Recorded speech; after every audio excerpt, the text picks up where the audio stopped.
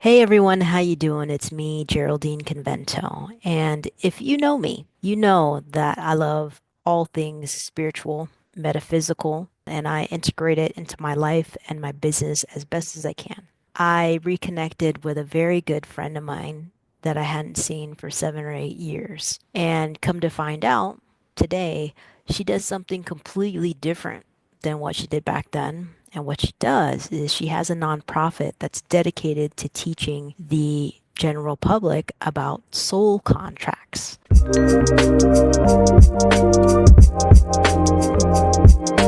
Soul contracts is something that I learned a little bit about because of the book by Gary Zukov called Seat of the Soul.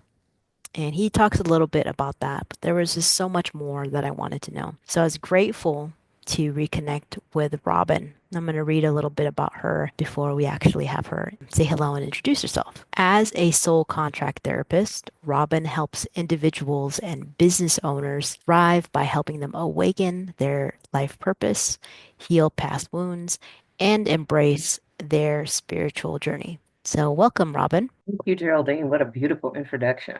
Well, I'm just going to jump right in. I'm sure that there are people who are watching this who have heard about soul contracts and also a lot of people who have not heard about soul contracts. Will you explain to our audience what is a soul contract? So, a soul contract is an energetic agreement we make with other souls before we incarnate on earth. So, the first principle behind this is we all come with a soul contract, which is made up of energies. Those energies influence why we do the things we do, why we have certain life experiences. And if you look on YouTube or other sources of information, you're going to see a lot of people referring to soul contracts as something that you have to guess about, or you kind of have an idea that it's there, but you don't actually know what it is. And the uniqueness of my work is I actually get to tell you based on your name what your soul contract is and what your energies are. Is something that we actually can know, is something that we experience, and something that we can visually see. Is it true? And I know I've spoken with a lot of people about this.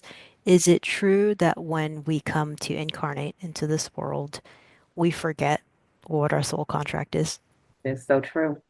And we are experiencing it all the time. It's why someone may be drawn to having a problem with an addiction, and someone else might be a famous athlete and be world known. All of that is driven by energies and decisions that we made before we got here. What the work allows me to be able to tell you what that imprint is, what decisions did your soul make before you came to Earth?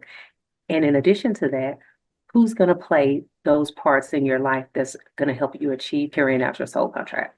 So it's not only about you understanding your own soul contract, but it's also about finding out what other relationships you have contribute to this purpose that you're looking to achieve. Absolutely. So the thing about the energy is we all have our own set of energy, but the only way we get to exercise them or play those energies out is with one another. So you have your own soul contract. I have my own soul contract. We also have an agreement with each other. And that's with any significant person in your life. So whether it's your parents, your siblings, your boss that drives you crazy at work, those are all soul agreements. And those energies are all playing with each other and allowing the experience that the energy came to have. I have the feeling that some people might struggle with this idea. It's because some people do not believe in reincarnation, and this might be because of their religious beliefs or for whatever reason. Has there ever been an instance where you've worked with someone who wasn't really sure about reincarnation and the whole idea of your soul coming here to achieve these things and it all being somewhat planned? Have you ever came to a scenario where you're working with someone and they were kind of in disbelief and they kind of shifted their thought process? I'm so glad you asked me that question because the first person that had difficulty accepting that reincarnation is real and a part of our soul experience was me. I come from a very strict religious background. I graduated undergrad and grad at the largest Christian university in America. And that experience with that education led me to start questioning some things that did not align with my religious background because I believe that you're born once, you die. The Christian belief, you accept faith in Christ, and then you spend eternity in heaven or hell. And so contracts introduced me to the fact that I'm already in eternity. I am made up of energy. Energy can never be created or destroyed. So that means that I've always existed. Other times, other places, as other people. That was very hard for me to accept. So that keeps me sensitive to others who struggle with being able to adopt reincarnation as a part of their belief system. But the work kind of gets you there because if I don't know you and I take your name and I explain to you some of the challenges and some of the energies that you have to kind of wonder, how can I be so accurate and I don't even know you? And because I experienced that personally with the practitioner that did that for me, it helped me untangle from the disbelief in reincarnation and be able to accept that, wow, I am an eternal being, an eternal soul, and I have existed before. Something that a lot of us say in jest, and we don't really realize this is really true. We see a baby and we say, that kid has an old soul, or that child's been here before. So we're constantly referencing reincarnation. And then sometimes we just have to bring together that disconnect between what we're experiencing and what we believe. For those of you watching, I have done quite a bit of work so far with Robyn on my soul contract agreements, and it is kind of jarring to put it all together, not in a bad way, but more so it's a new concept to have to grasp. And numbers don't lie. Yeah, I love numbers because in my day-to-day work, I do SEO, I look at analytics, and I use that to make a lot of decisions for my clients' campaigns. And so this is to me, and maybe this is why I really attach to it. To me, it's kind of like the analytics of the soul. I like that. I've never heard it referenced that way. I love that. Yeah, it's like the analytics of the soul because the numbers tell you different things. And the different combinations also do different things together. So that's one way to think about it. And one thing I do want to mention is that this isn't only for individuals, it's also for businesses too, which really drew me to this work because I'm all about starting companies and making sure they're as successful as they can be. What's the difference between pulling a individual soul contract and a business soul contract? So a soul contract, those energies are found in the name. So just like we come here and our name is established on our birth certificate, once a business says, I'm going to establish myself, it chooses a name. And with that name comes a vibration. So just like I can pull my name and I know what my energetic vibrations are, I can do the exact same thing for a business. But the big part about that is those energies are going to tell me how that business is going to perform. So for business owners that are choosing a name, if they come across this work before they decide on a name, it's a good idea to kind of look at what energies that business is going to carry because it is going to determine if that name is in alignment with what that business owner wants to fulfill, what their goal is, what they want to achieve. If it's not, if they haven't already established a name, it's a good time to kind of look at the energies that the business is going to carry to help the owner determine if they want to move forward with the name or if they want to change it. I do hear of people who change their name, and I'm guessing that for some of them, this may be a determining factor that they've chosen to change their name. And they say that, there's always a shift in personality and behavior whenever somebody gets married. And in that scenario, they change their name. So is this directly correlated to the soul contracts too? 100%. You'll hear a lot of times, since especially the United States has such a high divorce rate, people say, well, when I married you, you changed. And if there's been any name change that occurred during that union, it's reflective of the energies that came in once that name brought in a different vibration. Sometimes it's going to bring in more harmony, and those are reflected in relationships that seem to last for quite a long time peacefully. And then a lot of times those energies may bring in discord or conflict. We can see discord, conflict, chaos because they would have what we call an energy clash. We may have been fine when we were dating, and then we start dating, and in a very short period of time, we'll notice that the relationship seems to fall apart. Well, if you don't worry about who did or said what, it's all energy. And energy is always seeking balance. And fortunately, the work allows us to see those energetic patterns and how they're playing with one another. Sometimes it's a agreement that's for a season where we say, wow, I see the lesson and I see what that person was bringing me. And then sometimes it's for a lifetime. It just depends on how the energies play with each other. What do you do as a soul contract therapist?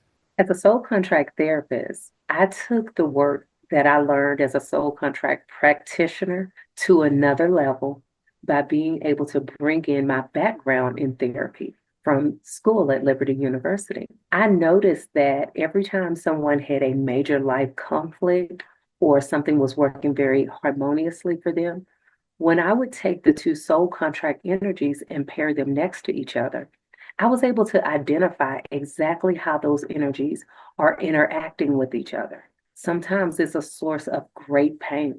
Like I can look at a contract and I can see that someone may go through the experience of losing a child or losing a loved one very early in life. I can also, as a therapist, look at someone that says, hey, I experienced a friend that really betrayed me and it really hurt. And when I put those two contracts next to each other, I'm able to see what that pattern is that exists and why that person had that experience.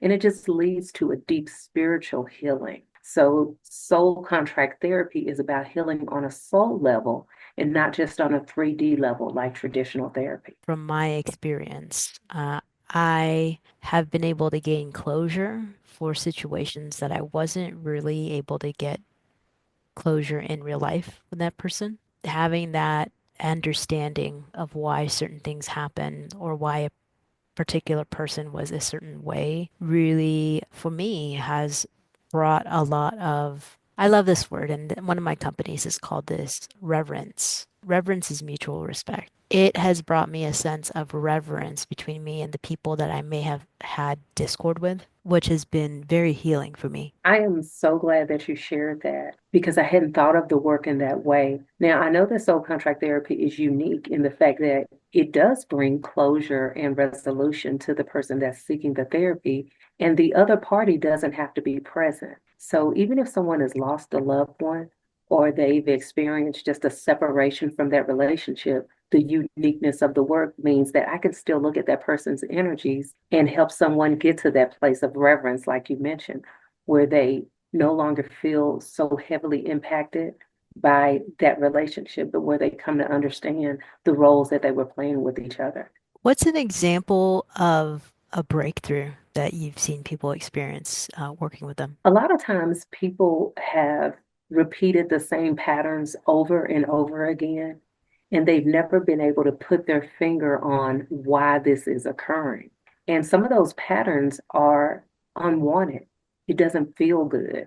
And the breakthrough that I experienced the most through this work is helping a person identify the pattern so that they can change their perspective about it. Because the thing about energy is, even if I'm able to show you that you carry these energies, they're not going to go away, but you're able to bring them into balance once you understand why they are there and why they've shown up. Because if you have one side of the energy that you don't like, you have the positive side of that energy as well. And it's kind of like the observer effect. The moment you're able to identify, oh, this is what's been going on, it empowers that soul to be able to say, well, if I have that side of it, I also have this side, and I want to tune in to the more positive side of that energy. And the breakthrough comes when they're able to live it out because now they are aware that it exists. It's not just doom and gloom. Like, take, for example, one of the energies shows me that the person may have a tendency toward addiction. Well, if they feel like their whole life is magnified by having addictions that are controlling them, I'm able to show them the more creative side of that energy. And the breakthrough is amazing because they're able to realize that I'm not this addiction as I thought I was before, but I'm also the whole gamut of this energy. And it makes it easier for them to express the lighter side. If the majority of the world knew about their own soul contracts, what transformation do you think would occur in the world? I like to quote King Solomon where he says, know thyself. If the majority of the world knew themselves on an energetic level, it would cause so much less chaos because they're aware of what energies they carry. They become aware of what someone else carries, and they're able to get the lesson a lot sooner. A lot of time people find themselves in karmic cycles because they don't have the understanding of why something is showing up. Karma doesn't carry the definition that a lot of people think, where it's something getting you back. It's actually there to help you take action, to change the way that you're seeing a situation so that your soul can grow. So, to answer your question, if the world knew about this work and if it were to get out on a larger scale, they'd be able to feel more in control of their destiny and living their life the way that they choose and not being in a victim mentality, which is everything is happening to me versus everything is happening for me. From my experience working with you and also being really deep into astrology, speaking with psychics and people who are mediums and things like that, I feel like all these different modalities really has their place and in some ways can really work together. For astrology, my observation has been it's really great, especially Vedic astrology, which is what I connect to the most. It's really great for understanding time-based predictions or understanding how planets have impacted past situations. Like the placement of planets, the transits, and all that indicate like what could happen when.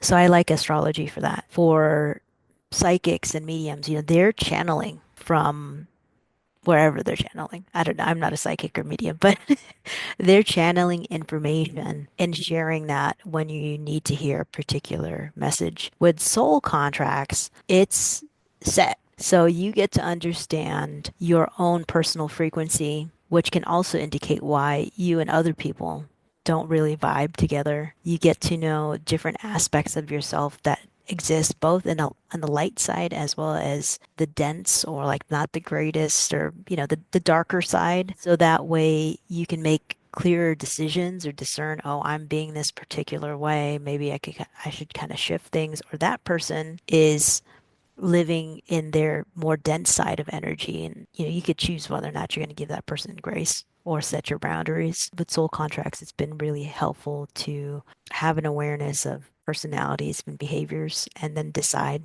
what to do from there. So it's kind of a little bit more, from my experience at least, it's a little more interpersonal than astrology is or working with psychics or mediums. So that's just my personal opinion about all those things. From your experience, Robyn, have you noticed anything about soul contracts versus other modalities? I noticed that the most powerful part of this work is first getting to know yourself, getting so familiar with your energies without judgment, realizing that you chose them and that you are not going to present the exact same way to everyone. I usually work with people who have the higher frequencies. When I sit with them, there's usually a lot of judgment because they want either things to be perfect or they always only want to be light. But we have both sides of the energy because we came here to use both sides of the energy. And I noticed that this modality of knowing oneself only empowers the other modalities that exist. Like if I know myself and I see in my astrology chart that I have a time period coming up that may be heavy, and if Robyn's told me I carry energies of depression, then I'm going to be so much more mindful of self-care during those periods. I'm going to use what I know about myself to put myself in the most optimal environment for me to thrive. Because the bottom line is, I can't avoid life. I came here for the contrast as well as the light. But soul contracts helps you move through some of those time periods with so much more ease. Just knowing yourself, knowing what things feel good for you, and leaning into that without feeling guilty, without judgment, and with full grace. And now on the therapy side, once I'm giving that to myself, it makes it so much easier for me to give it to someone else. But it starts with me. And so that's why even in the soul contract therapy, if someone is like, I had an ex-boyfriend and he did me this way, and I want to know what my agreement is, I'm never able to start there. I always have to start with what agreement do you have with yourself? What are your energies? Let's look at you first. And when we look at the soul and they get that understanding, it just opens up their mind to be able to receive that, hey, if I have two sides to myself, so does everyone else. And it just breeds this compassion and this awareness that I haven't found in any other modality. I love that. I love compassion. You have to have. So for those of you who are watching, I know this is a lot of information, but one thing I will say is that, I mean, once you get to know yourself on this deeper level through your soul contract, you kind of have no choice but to take responsibility for who you are and your actions. It's also a really great guide for having discernment in your life and understanding the relationships that you're in. And if you would like to attend one of Robyn's webinars, her company is called Soulful Shamans. They do periodic online and also in-person soul contracts events, just so you can pull your chart and Robyn will read it to you on a very high level. And then if you choose to, you can also work with her one-on-one, depending on what's important to you and your life. Choose what focus you're going to have with that. Soulful Shamans also is a nonprofit, which means you could speak to your CPA about this further. You may be able to get a tax deduction for the work that you do with Robyn. So that's benefit too. That's absolutely true. And thank you for mentioning that. I'm passionate about education. I've changed my name a couple of times, and I noticed there's a theme in my soul's blueprint about teaching and education. I carry the energies of teacher. So the work that we do with the Soulful Shamans is really about educating people that, yes, you do have a soul contract. It's not an accident that you're here. You have a purpose for your life that you want to fulfill. And when you get to know yourself and your energies, it just empowers you to feel like you have control of your life. And so the soulful shamans use a lot of different modalities, but mostly education, helping the soul understand why they're here, what they came to do, and how to live the best life possible. Thank you for being here. I'm glad that you're doing what you're doing and so happy that we reconnected. Thank you so much. I appreciate you having me. Yeah, you're welcome. So if you're interested in learning more about Robyn's work or working with her, you'll see the links in the description. All right, y'all. Well, thanks for watching, and we'll talk to you soon.